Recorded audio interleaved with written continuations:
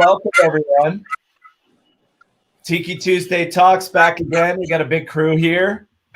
What's going on, Shannon?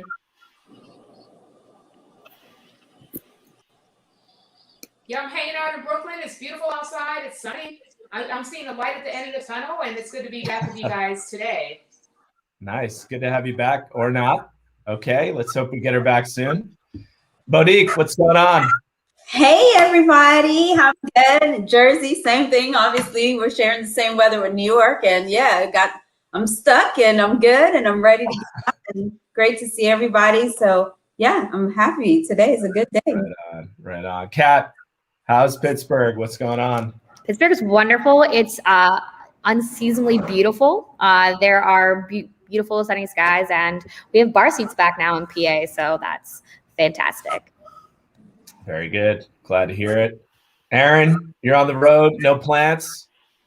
No plants. No plants today. Looks like you're I'm getting ready to be on a boat here in a little bit. So.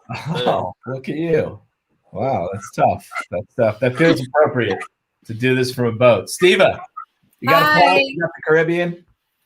Yeah, well, I'm just imagining that I'm at the Caribbean hotel since I can't be like Aaron and just be on a boat. Just I like how you upgraded out here wilding. It's now a hotel. Well, you know, we're fancy.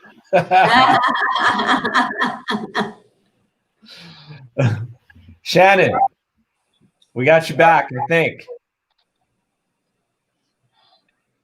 Yeah. Maybe. What happened there? Here. Well, you're kind of choppy.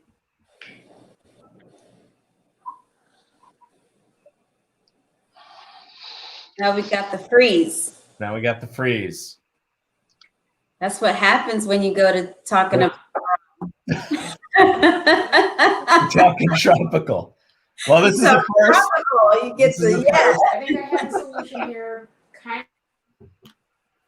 Okay, what's the solution? Maybe we should do phone. How do you feel about phone? Bear with me. All right.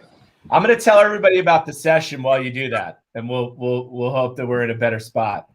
So we'll see you guys in a little bit. All right, here we go. Let's talk what we're doing today. So Shannon, author, spirits educator, consultant, will be talking classic tropical cocktail builds, contemporary ingredients, and techniques. As usual, we welcome everybody from Facebook, Zavi, YouTube, and the like. Thanks for joining us. Chat box questions, please hit us up. We'll filter them through to Shannon as we get that sorted out. Please do share the event. We appreciate that much. Presentation 30 to 40. Cocktail session kind of within that. And then we'll bring Kat back for 5 questions. So a little background on Shannon. A lot to talk about. So spirits educator, cocktail consultant, expert on the topic of rum and cane spirits. 2014, she became the beverage director of Gladys Caribbean in Brooklyn, has poured cocktails in settings ranging from neighborhood pubs to Michelin star restaurants. In addition to working with a number of spirit brands across a range of categories, she's one of the founding members of Women Leading Rum, an organization dedicated to providing education and professional development for industry and trade professionals. 2018, she launched Women Who Tiki, a tropical-centric pop-up that gathers a team of women bartenders to share their talents and collaborate. Shannon's writing, cocktail recipes, and opinions have been featured in Thrillist, Punch.com, GQ, Liquor.com, New York Magazine, and more. She's been a panelist at BCB, Tiki Oasis, NY Rum Fest, of course, Tiki by the Sea. She is named Imbibes 75 People to Watch. And obviously, we're going to talk about her book as well. So let's go back here. How we looking? Shannon, can you hear us?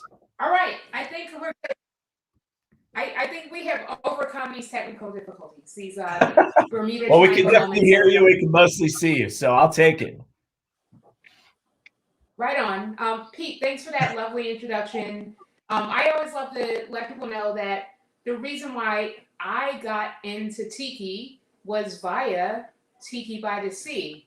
So I was able to attend the first session in Wildwood, which was such a, I don't know, over the top experience. And it was really formative for me. I had opened Gladys Caribbean the year before.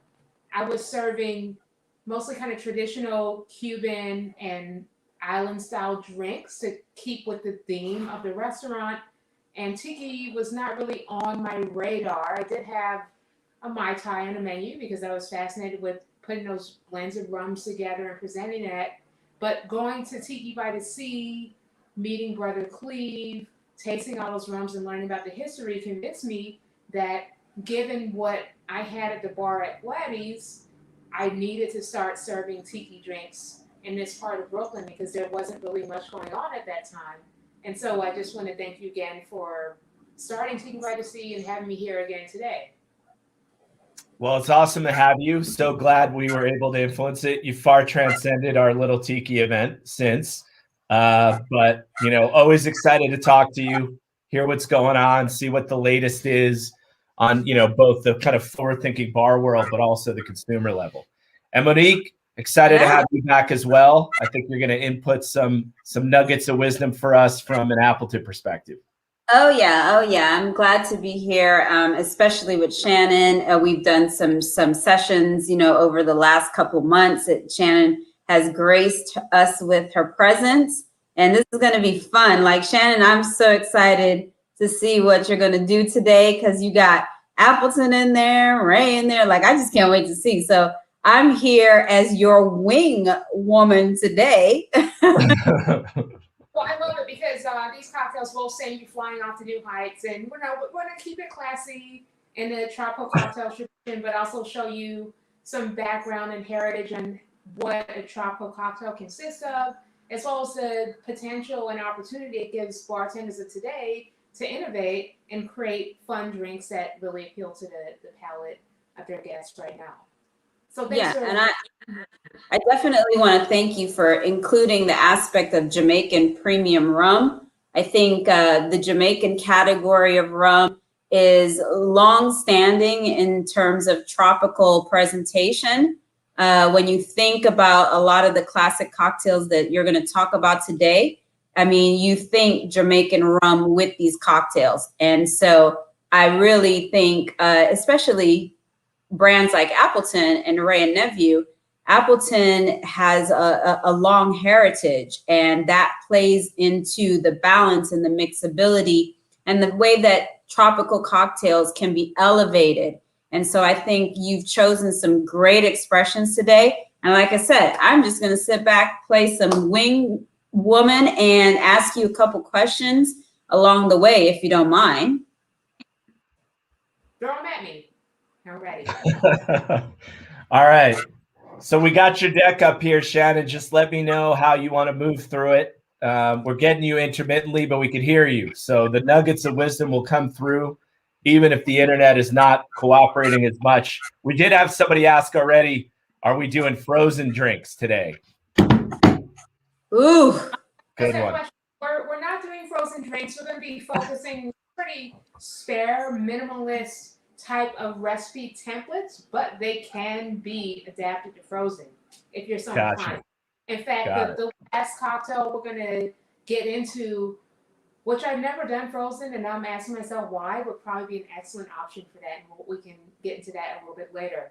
So before we dive in, I just want to break down what I plan to cover here today so you can kind of orient yourself into what, you know, where my head is at and what you're going to get out of this. So lately, there's been this reevaluation of what tiki is.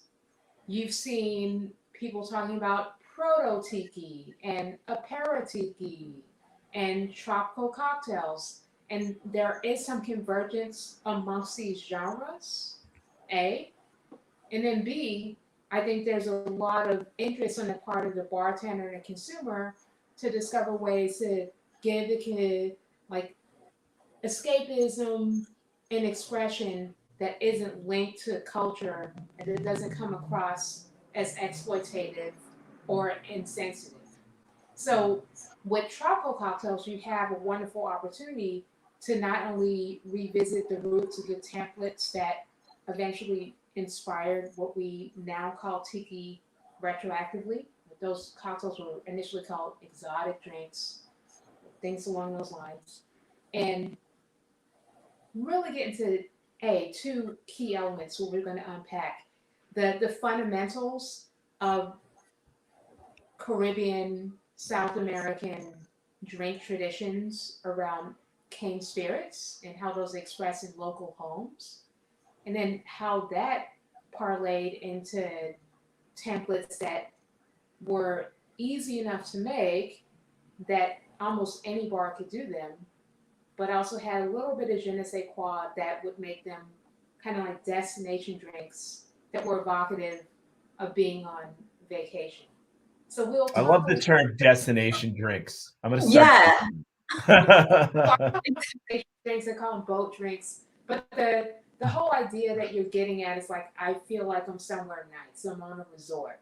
Like that's what Right. tropical drinks bring up. Whereas tiki drinks are more specific to a region of the world, namely Oceania and Polynesia.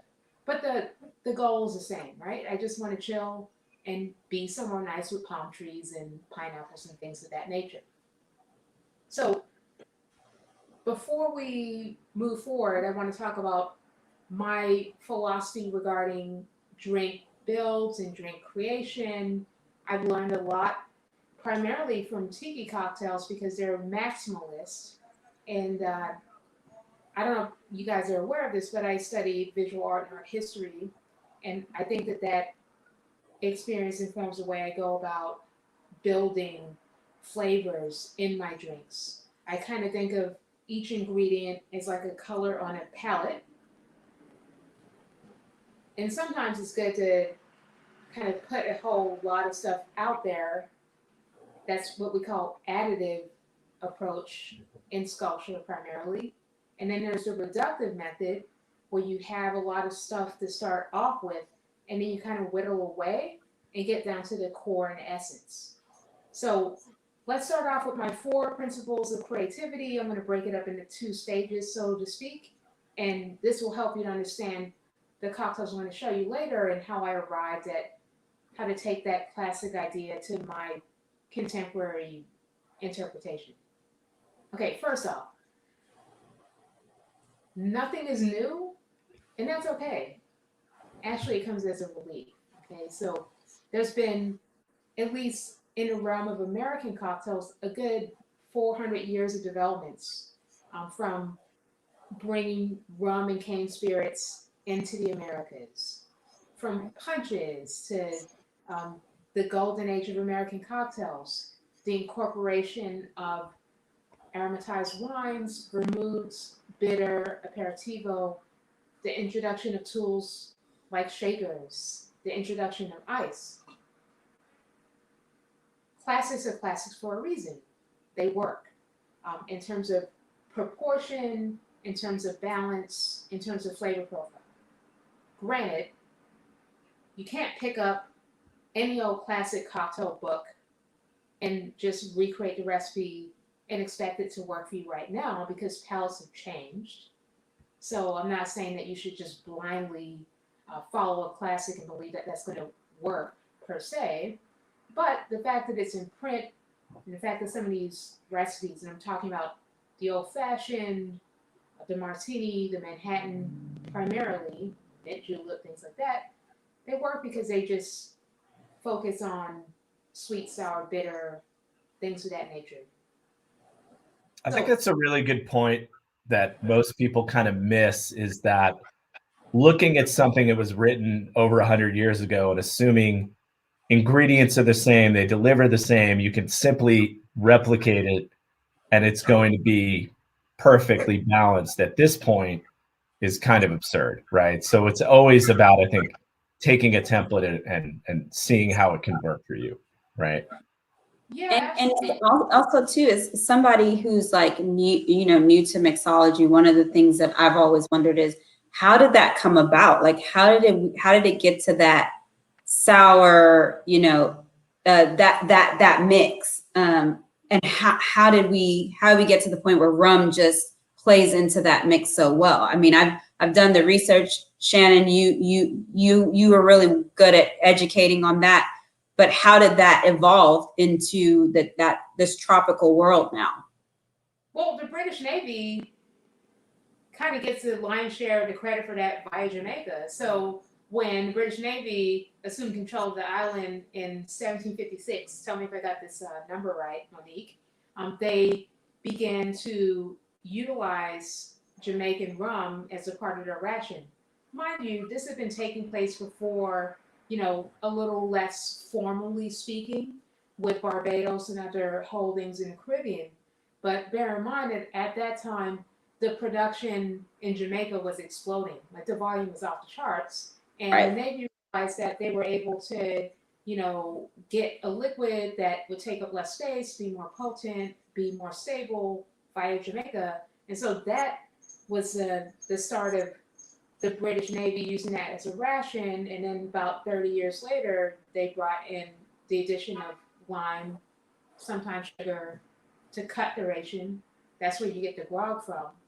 Right. And on islands, of course, like people had already been mixing rum, sugar, and lime as a way to kind of soften it and make it more palatable. But the British Navy's grog introduced this idea of mixing the spirit that way to a more global audience via Europe. Gotcha. So we're looking at the grog updated and progressed. I mean, it was kind of like the start as far as people who are not from the Caribbean consuming rum and finding a way to make it easy and portable. And then some of the drinks we're going to talk about later kind of build up a template. That was going on like just naturally in the Caribbean and in Latin America, that you would use what I call the what grows together goes together principle. From the British standpoint, it was just a practical way to make sure the sailors were able to get their rum but not go too overboard with it, so to speak. But yes, a natural sweet, sour, and spirit combination that people weren't really dealing with too much at that time. Yeah. Okay, so with that being said, next principle that I follow is called wax on, wax off. So I admit, I grew up in the 80s.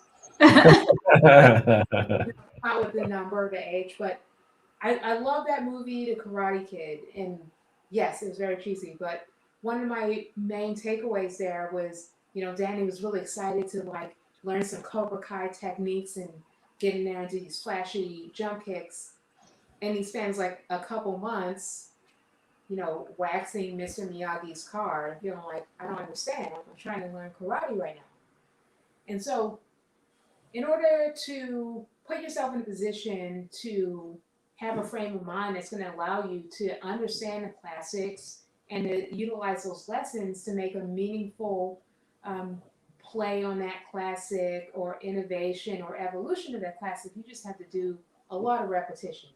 A lot of those basic things over and over again that it seems kind of rote. Like I'm thinking back to when I was running a bar at Platy's, and when I would interview bartenders, I wanted to interview them via make me a daiquiri, make me an old fashioned, make me a Negroni, 3 or 4 classics. I needed to see, A, if they understood the recipe, and if they understood the build, like how are they arranging the ingredients in what order, and how are they executing it? Like, did they understand the impact of the build and execution on the ingredients and what that was going to give you in the end? And I'm a big proponent of, as a bartender, be it at home or professionally, picking 1 or 2 drinks, classics, to obsess over for anywhere between 5 and 10 years, like kind of Shaolin style. Like I worked in a rum Manhattan for 5 years before I even opened up Gladys. I still didn't get it right. But the point is, that's definitely a wax on, a wax off. No, yeah, I think I might try it again because back then I was like doing vermouth and Amaro splits, and the selection of different rums and Amaros aren't what they are right now. So I think if I go back, I might be able to get the drink that I wanted. But the point is,